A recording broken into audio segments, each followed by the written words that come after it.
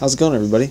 Matt's Music Mind, Matt Miramontes back again with a new review of Mike. May God bless your hustle. Sometimes simplicity is the best thing about a musician's style, and the ability to form an entire journey with progressive, but minimal instrumentation is definitely a new lane and really incredible. Mike is from New York and is a rare, subtle instrumentalist and lyricist that shows potential to have a substantial future in music. His project, May God Bless Your Hustle, is distinct and able to capture a real style on his project. Mike spits through these broken beats and rhymes, these cracked mirrors that reflect his ability of graceful and emotionally investing hip-hop. The soul samples are shifting, and the pitches and piano riffs to form the backbones of instrumentation. His deep but gentle voice is rested over the frantic-minded rhymes that describe the paranoia of becoming an adult and being lost within your own mind within this giant cityscape. And the massive 16-track set on May God Bless Your Hustle is continually rewarding as Mike shifts through various levels of energy.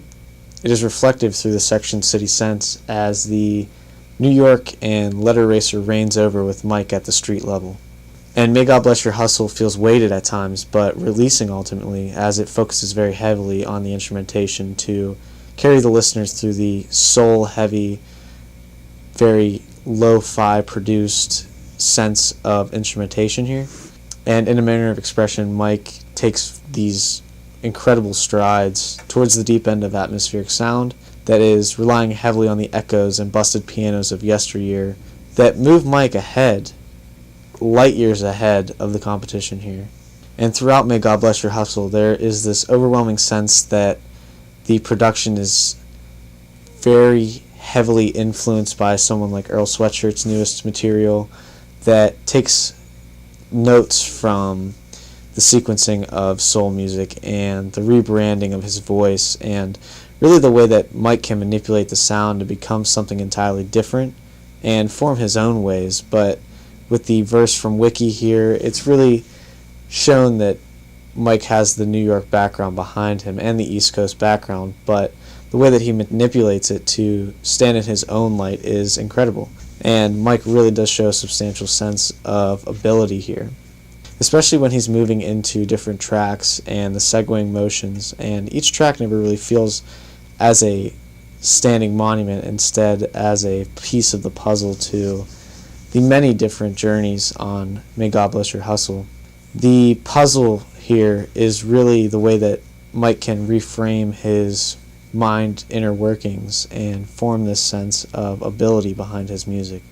It comes to life and really does change how you feel about hip-hop in a way, as the genre blending, very jazz influenced as well, is always something that I wanted to look forward to, and it captures this rainy day-esque style that I think is synonymous with lo-fi hip-hop. But here, the energy behind his voice is really something that is different with that sound and that style. And as I said, the high energy output is always a favorite to a really crisp and new style. He moves into the final moments with Years/Alone, where this lo-fi sound has been done before, but I think Mike puts a new spin on it. The project feels like it was co-produced, as I said, by someone like Earl Sweatshirt, who really taps into the soulful instrumentation, and the way that he produces his voice here is very reminiscent on Earl's newest that have been leaked through YouTube videos, or even his project with Knowledge, the Red Bull podcast. It's incredible to see someone like Mike be able to capture another person's sound but make it his own as well, and be reminiscent of someone that is highly respected for his production and lyrical ability.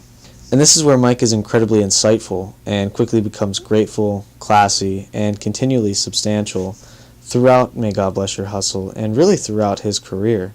May God Bless Your Hustle has quickly become a rainy day extravaganza that is consistently capturing that dark, the frozen, and the sense of cold, but the real lost instrumentation that I think translates well through Mike's lyrical ability and through his own personality as well. He's able to put a spin on this that no other MC can put on there, And the way that he manipulates these really dark and lost instrumentations are substantial and necessary.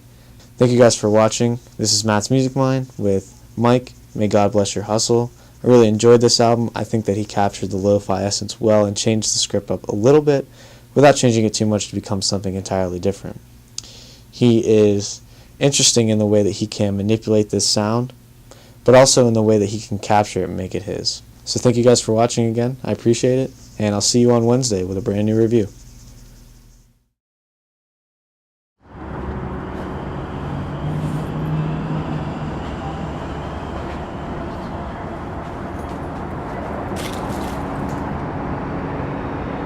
And miracles is the way things ought to be.